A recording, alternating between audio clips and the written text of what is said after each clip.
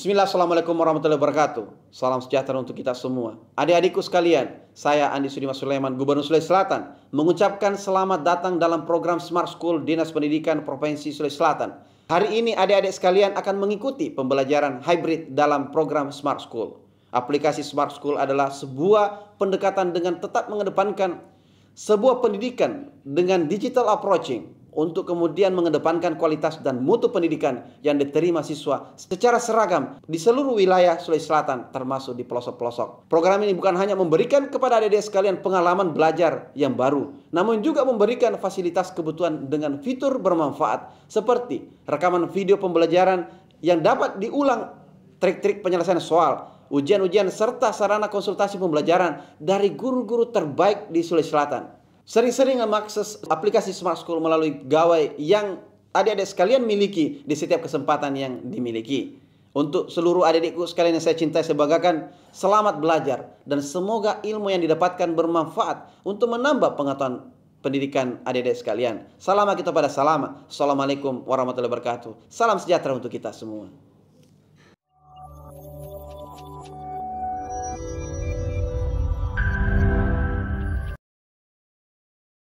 Pada kesempatan kali ini bersama saya Ibu Asmawati Ilyas akan belajar tentang materi pelajaran kimia.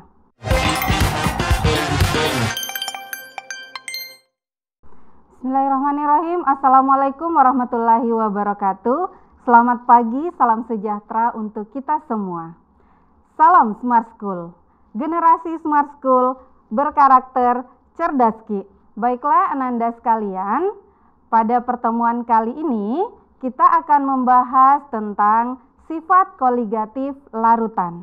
Nah, tentunya pada pertemuan sebelumnya, Bapak Ibu guru di sekolah telah memberikan penjelasan pendahuluan tentang sifat koligatif larutan. Nah, pada kesempatan kali ini, Ibu akan memberikan penguatan mengenai materi sifat koligatif larutan. Baiklah. Nah, Ananda sekalian tentu di rumah seringkali melakukan hal seperti ini, yaitu memasak air di panci hingga mendidih. Nah, kemudian kira-kira apa pula perbedaannya ketika kita memasak air tapi menambahkan gula ke dalam air tersebut? Nah, kira-kira apakah hal ini terkait dengan pembelajaran kita hari ini? Nah, itulah yang akan kita bahas mengenai sifat koligatif larutan.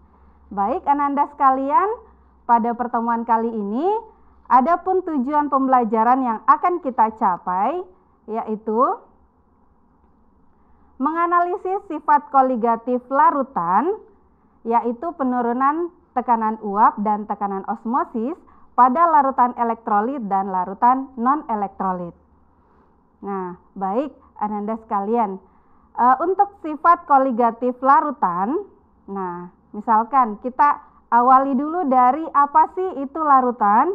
Nah, tentunya Ananda sekalian sudah jelas paham betul apa sih itu larutan, yaitu campuran homogen atau yang serba sama antara zat terlarut dengan pelarutnya. Berarti sudah tidak bisa kita bedakan lagi nantinya pada saat sudah tercampur secara merata. Nah, apa yang bisa kita bedakan? Tentu dari warnanya, ada yang pekat, ada yang encer, menandakan bahwa ada perbedaan pada larutan tersebut.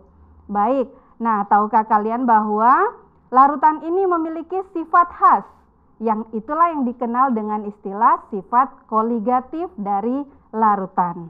Nah, apa sih sebenarnya sifat koligatif larutan ini? Yaitu sifat khas yang dimiliki oleh larutan yang tidak tergantung pada jenis larutannya, akan tetapi tergantung pada jumlah partikel zat terlarut di dalam pelarut. Ya, baik. Nah, sifat koligatif larutan ini ada 4. Yang pertama yaitu penurunan tekanan uap, kemudian tekanan osmotik, kenaikan titik didih, dan penurunan titik beku. Nah, tadi Ibu telah menjelaskan bahwa sifat koligatif ini tidak tergantung pada jenis larutannya, akan tetapi tergantung pada jumlah partikel yang ada di dalam larutan tersebut. Nah, berarti kalau kita mengatakan tentang jumlah partikel ya, jumlah zat terlarut di dalam suatu larutan, berarti kita berbicara tentang konsentrasi atau kepekatan dari larutan tersebut. Nah, bagaimana cara menghitung untuk mengetahui kadar atau konsentrasi dari larutan tersebut? Nah, kita menggunakan 3 konsep. Yang pertama adalah molaritas, kemudian molalitas, dan fraksi mol. Nah, tentunya pada pembahasan sebelumnya Ananda sudah mempelajari tentang ini ya, untuk memberikan penguatan sebelum pembahasan tentang bagaimana menentukan sifat-sifat koligatif larutan yang tadi. Baik, Ibu di sini akan mengingatkan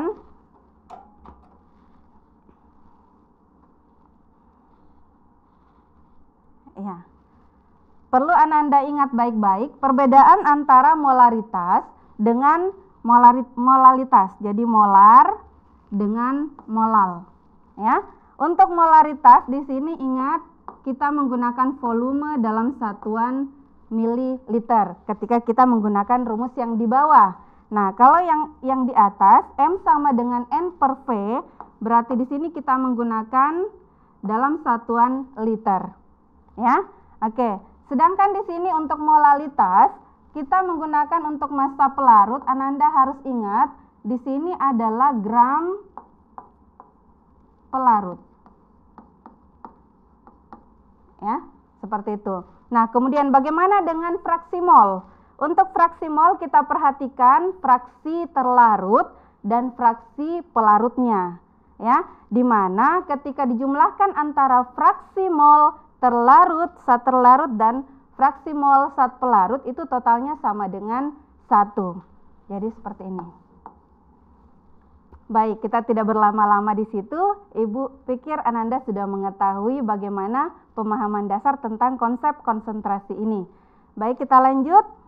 Ananda sekalian. Baik, kita lanjut pada yang pertama yaitu penurunan tekanan uap. Ya. Baik, untuk penurunan tekanan uap ini, di sini terkadang ada yang masih kurang jelas bahwa apa sih itu tekanan uap. Jadi ketika kita berbicara tentang tekanan uap, maka tentu kita akan memperhatikan bagaimana kecenderungan suatu cairan untuk mengalami penguapan. Ya, itulah yang dimaksud dengan tekanan uap. Nah, sekarang kenapa di sini dikatakan bahwa terjadi penurunan tekanan uap? Baik, Ananda sekalian, kita lihat ilustrasi berikut.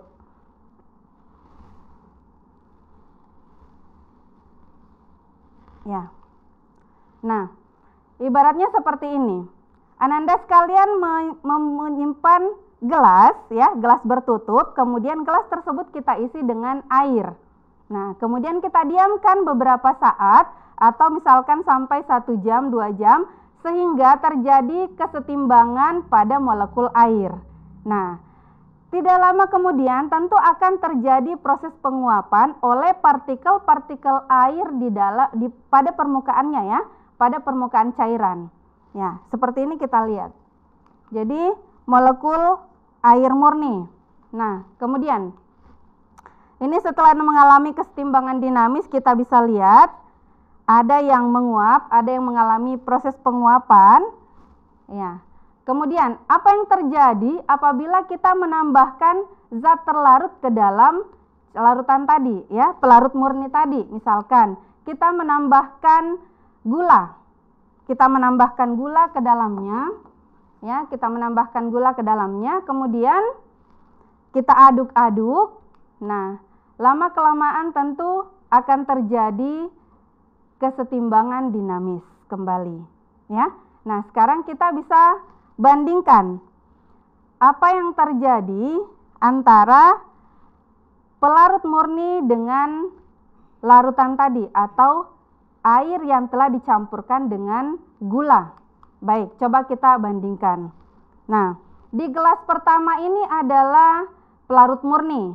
Kemudian di gelas yang kedua adalah larutan gula. Karena sudah ditambahkan tadi gula ya.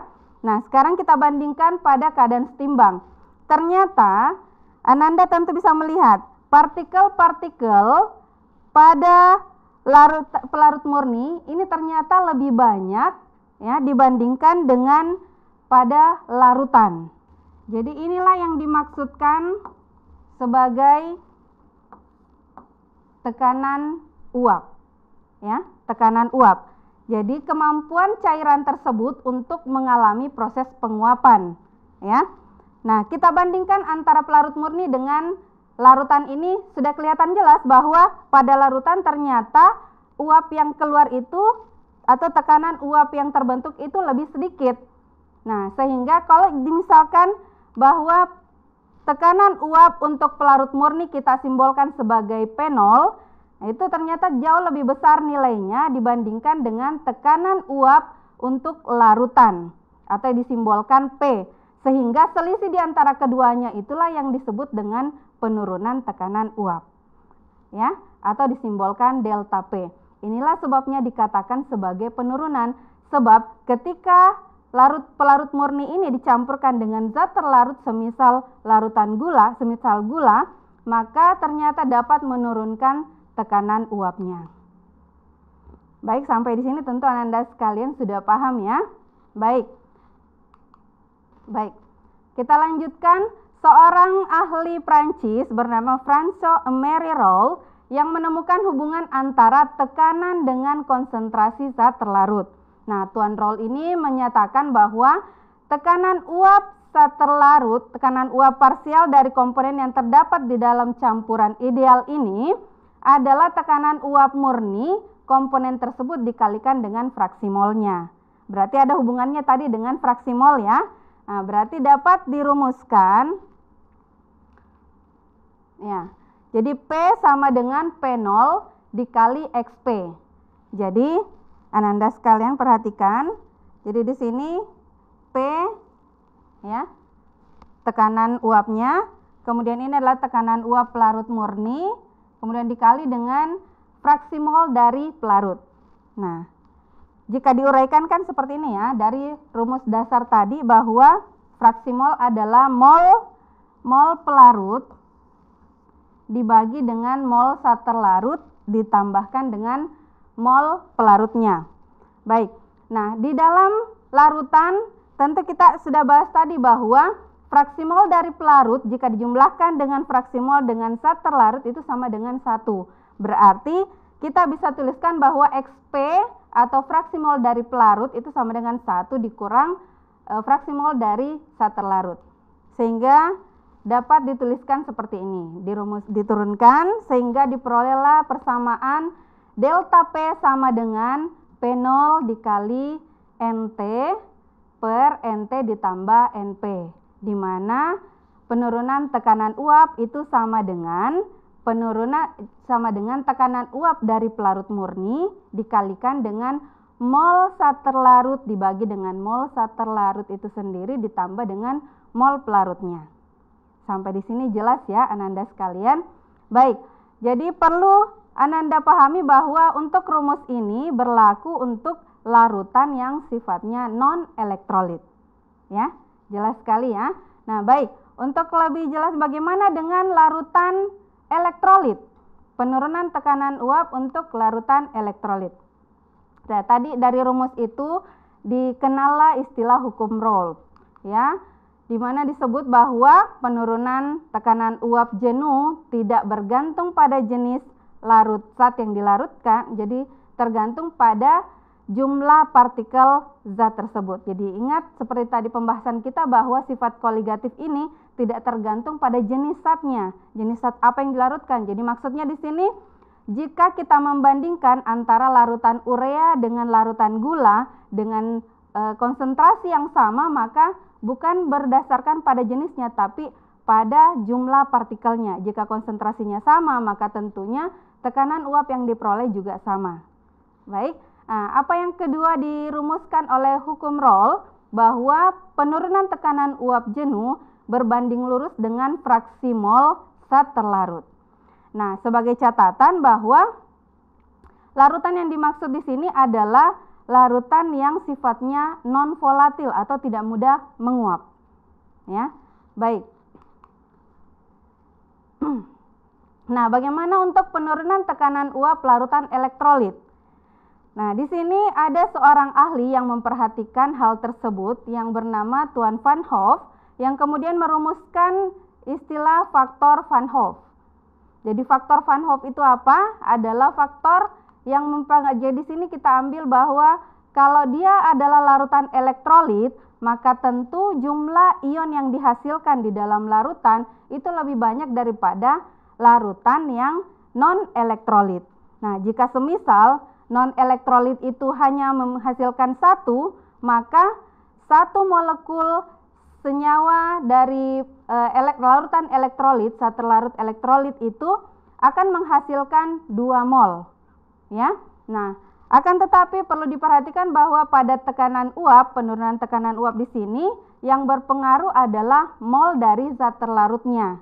Jadi, ketika kita kaitkan dengan penurunan tekanan uap larutan elektrolit, maka penurunan tekanan uap dari larutan elektrolit itu adalah tekanan uap pelarut murni dikalikan dengan mol zat terlarut yang dikali dengan I atau faktor Van Hoff, dibagi dengan mol dari zat terlarut kemudian dikalikan juga dengan faktor Van Hoff ditambah dengan mol dari pelarutnya. Jadi perlu Anda perhatikan di sini yang harus dikalikan dengan faktor Van Hoff di sini adalah mol dari zat terlarutnya. Kenapa? Karena zat terlarutnya di sinilah yang dianggap sebagai yang bersifat sebagai larutan elektrolit. Sampai di sini tentu Ananda sudah jelas ya. Nah, baik, supaya lebih paham, kita akan masuk pada contoh soal. Baik. Ya. Misalnya di sini Pak Wahyu akan menggunakan larutan pupuk KCl 60% di lahan pertaniannya. Pada suhu 25 derajat Celcius, tekanan uap jenuh air adalah 23,76 mm Hg. Nah, yang ditanyakan tentukanlah penurunan tekanan uap larutan pupuk KCl pada suhu tersebut. Nah, di sini tentu Ananda sudah bisa memperhatikan, oh ternyata ada hal yang paling penting untuk diperhatikan ketika menemukan soal-soal, ya. Misalnya satu hal yang Ibu perlu jelaskan di sini. Nah, misalnya di sini kata kuncinya adalah pupuk KCl. Jadi pupuk KCl, kenapa pupuk KCl? Karena larutan KCl itu bersifat elektrolit, berarti tentu sudah ada arahnya. Ternyata kita harus menggunakan nantinya penerapan rumus yang menggunakan zat elektrolit, penurunan tekanan uap untuk larutan elektrolit. Baik, kita akan bahas bersama. Yang pertama kita tuliskan dulu apa yang diketahui dari soal, yaitu ya, persen dari KCl yaitu 60%. 60% di sini. Ya, kemudian tekanan uap pelarut murni dari soal adalah 23,76 mm Hg. Ya. Nah, yang ditanyakan adalah penurunan tekanan uapnya. Kita lihat penurunan tekanan uap dari larutan pupuk KCl. Oke, bagaimana pembahasannya? Ayo kita sama-sama membahas. Oke, yang pertama tadi yang Ibu jelaskan bahwa yang diperhatikan adalah KCl karena dia adalah larutan elektrolit kuat, ya, sehingga KCl ini terionisasi sempurna di dalam air. Ya. Kemudian kita ionisasikan, KCl menghasilkan K+ ditambah Cl-.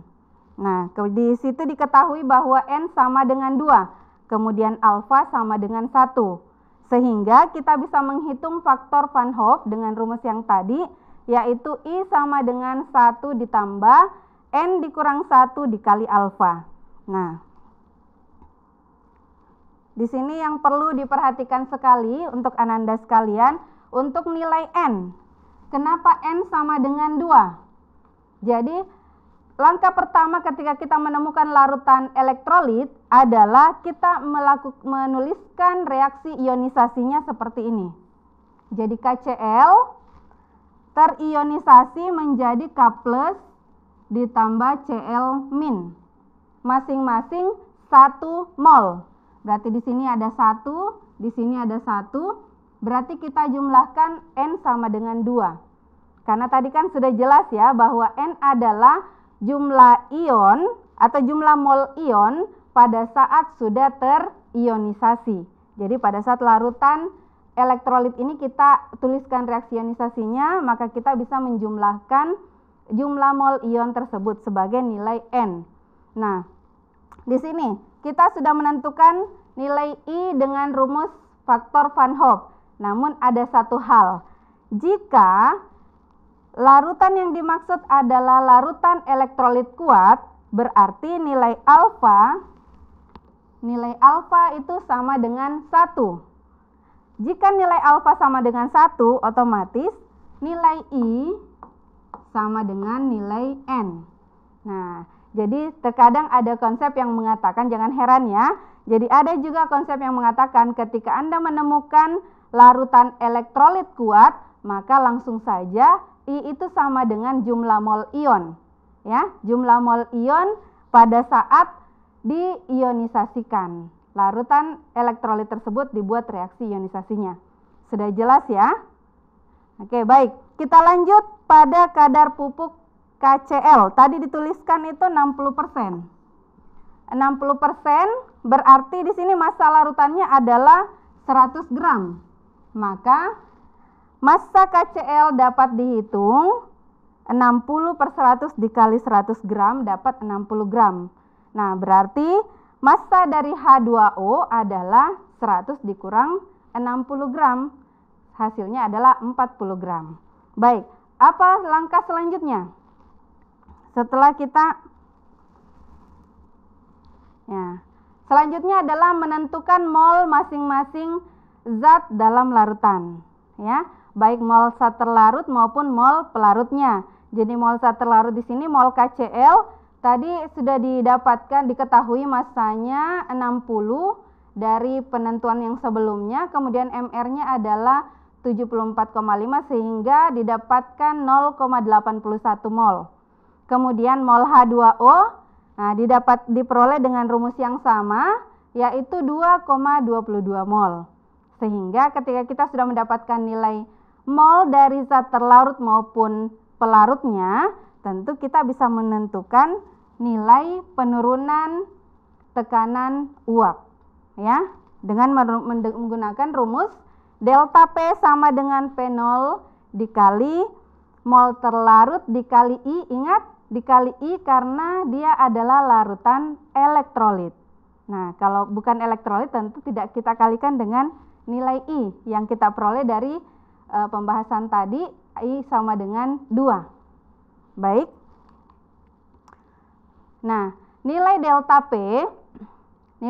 P dengan rumus tadi diperolehlah 23,76 mm Hg dikalikan 0,81 kali 2 dibagi 0,81 kali 2 ditambah 2,22. Nah, ingat ya, ini tadi yang dimaksud. Penting untuk diperhatikan.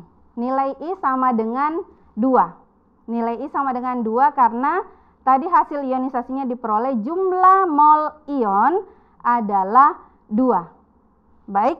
Nah, sehingga diperolehlah delta P sama dengan 10,02 mm Hg. Sampai di sini tentu Ananda sudah jelas ya. Apa yang membedakan antara larutan elektrolit dan non-elektrolit tadi? Dari perhitungannya, dari rumusnya, ingat mol zat terlarutnya dikalikan dengan faktor Van Hoff. Ya, dikalikan dengan faktor Van Hoff. Kalau misalnya dia larutan non-elektrolit, maka tentu kita tidak perlu mengalihkan dengan faktor Van Hoff. Nah, kadang muncul pertanyaan bahwa bagaimana mengenali larutan elektrolit dan non-elektrolit. Nah, tentu yang kata kuncinya yang pertama adalah terbiasa membaca atau mengenali yang mana larutan yang merupakan larutan elektrolit dan yang mana larutan non-elektrolit. Baik, Ananda sekalian, kita lanjut pada konsep yang kedua, yaitu tekanan osmotik dari larutan. Nah, sudah familiar dengan istilah ini, dengan tekanan osmotik? Nah, saya kira Ananda sekalian sudah pernah mendengarkan ya. Baik, kalau begitu kita langsung saja istilah osmosis. Istilah osmosis, kalian tentu pernah mendengarkan bagaimana kemampuan mengalirnya larutan dari konsentrasi yang rendah ke konsentrasi yang lebih tinggi. Saya kira seperti itu ya. Oke, baik. Kita lanjut untuk memberikan lebih jelas Ananda pemahamannya. Coba disimak video pembelajaran berikut. Video penjelasan dari tekanan osmotik. Nah, di sini ada terlihat partikel-partikel. Ini adalah partikel air. Jadi pertama larutan air ini kita sekat dengan membran semipermeabel. Jadi partikel ini partikel H2O yang sangat kecil, tentu karena kedua sisi adalah partikel H2O, maka tentu akan seimbang kiri dan kanan. Nah, ketika kita masukkan larut zat urea, maka tentu partikel dari urea tadi itu akan mengikat molekul-molekul air, ya, sehingga larutan tadi itu kekurangan molekul air yang bebas. Maka apa yang terjadi dari sebelah kiri itu molekul air akan mengalami osmosis atau berpindah melalui partikel semi-permeabel tadi. Nah, apa yang terjadi ketika molekul air terus-menerus berpindah ke sebelah kiri, maka tentu akan terjadi ketidakimbangan ya, tidak seimbang terlihatnya. Akan tetapi ini tujuannya adalah untuk mencari keseimbangan ya. Nah, untuk mencapai hal tersebut, maka kita akan berikan tekanan pada sisi yang mengandung zat urea tadi. Sehingga itulah yang dikatakan sebagai tekanan osmotik. Ya. Saya kira seperti itu Ananda sekalian. Baik. Nah, untuk larutan yang terdiri atas zat non-elektrolit, maka tekanan osmotik itu berbanding lurus dengan konsentrasi atau kemolaran zat terlarut. Jadi untuk tekanan osmotik ini kita menggunakan rumus kemolaran. Kalau tadi penurunan tekanan uap kita menggunakan fraksi mol, sekarang pada tekanan osmotik kita menggunakan molaritas atau kemolaran. Nah, seperti ini. Jika ya, V sama dengan massa per mR kali 1000 per volume. Ingat kalau kita menggunakan rumus ini maka satuan dari volume di sini adalah mililiter. Nah, kalau kita menggunakan rumus ini ingat volume di sini dalam satuan liter. Baik, sehingga dituliskanlah V sama dengan M kali R kali T, di mana M adalah molaritas, R adalah tetapan gas ideal, yaitu 0,082 liter atmosfer per mol Kelvin. Kemudian T itu adalah suhu dalam satuan Kelvin. Baik, Ananda sekalian, nah bagaimana pula ketika kita menuliskan tekanan osmotik? Ya, tekanan osmotik untuk larutan elektrolit. Nah, tadi tentu kita mengingat kembali istilah faktor Van Hoff, ya, yang menandakan bahwa ada ion yang lebih banyak, ada ion yang lebih pada saat zat terlarut yang larutan elektrolit ini masuk ke dalam pelarut murni, maka tentu jumlah ion yang terdapat di dalam larutan akan lebih banyak. Baik, di sini kita bisa lihat sudah dituliskan bahwa V sama dengan molaritas dikali tetapan gas ideal dikali suhu dikali dengan faktor Van Hoff. Jadi faktor Van Hoff seperti tadi bahwa I sama dengan 1 ditambah N dikali N dikurang 1 dikali alfa. Ya.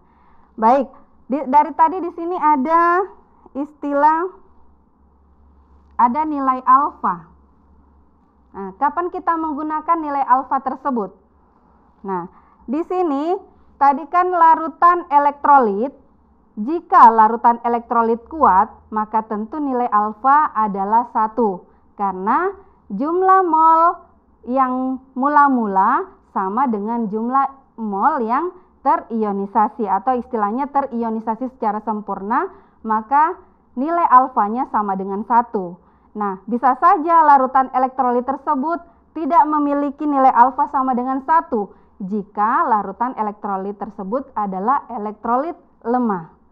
Baik, kita langsung saja pada contoh soal supaya Ananda lebih paham ya.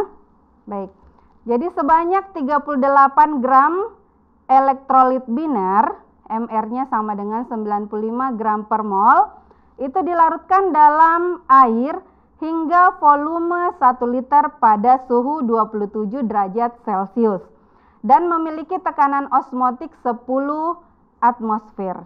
Nah, pertanyaannya, hitunglah derajat ionisasi elektrolit biner tersebut. Nah, apa yang perlu diperhatikan di sini Ananda sekalian, ketika melihat soal yang seperti ini, maka yang pertama yang harus kalian lihat di sini adalah kata elektrolit biner. Kata elektrolit biner. Berarti kalau dikatakan biner, berarti hasil ionisasinya itu terdiri dari 2 ion. Berarti boleh jadi nilai N di sini adalah 2 karena terdiri dari 2 ion. Baik. Nah, kemudian dilarutkan dalam air hingga volume 1 liter. 1 liter berarti itu adalah nilai V. Pada suhu 27 derajat Celcius berarti nilai T. Ingat, suhu yang digunakan di sini adalah pada satuan Kelvin. Dengan satuan Kelvin berarti kita ubah nantinya yang derajat Celcius menjadi Kelvin. Baik, kalau begitu kita langsung pada pembahasan. Ya. Diketahui massa elektrolit biner tadi adalah 38 gram, kemudian MR-nya adalah 95 gram per mol dan volume larutan 1 liter. Nah, suhunya tadi dari 27 derajat Celcius kita ubah menjadi Kelvin, jadi 300 Kelvin. Nah, kemudian nilai V di sini adalah 10 atmosfer. Nah, yang ditanyakan adalah berapa nilai alfa? Baik, bagaimana penyelesaiannya? Kita selesaikan bersama, kita bahas bersama. Yang pertama adalah kita hitung nilai V, karena nilai V tadi sudah diketahui, ya. V sama dengan massa per MR dikali 1000 per volume, ya. Karena kita menggunakan rumus ini, maka volume yang kita gunakan di sini adalah satuan mililiter. Berarti tadi 1 liter menjadi 1000 mililiter. Penting ya, Ananda perhatikan. Nah, kemudian selanjutnya ini nilai V sudah diketahui, yang ditanyakan adalah nilai I di sini. Kenapa? Karena tadi kan yang ditanyakan adalah alfa. Untuk menentukan nilai alfa, tentu kita harus mengetahui berapa nilai faktor Van Hoff-nya terlebih dahulu. Baik, dengan menggunakan rumus ini kita akan mendapatkan nilai dari I atau nilai faktor Van Hoff. Nah, setelah dihitung ternyata diperoleh nilai I sama dengan 1,016. Ya, saya kira jelas ya Ananda sekalian. Perhatikan pada saat kita memasukkan angka penulisan rumus, berarti, nah, kemudian di sini Kelvin, ya, kemudian ini dengan liter. Nah, sekarang kalau diturunkan berarti menjadi mol, sehingga dihasilkanlah atmosfer. Jadi I itu tidak memiliki satuan. Nah, setelah diperoleh nilai I, maka kita bisa mendapatkan nilai alfa dengan menggunakan rumus faktor Van Hoff, yaitu I sama dengan 1 ditambah N dikurang 1 kali alfa.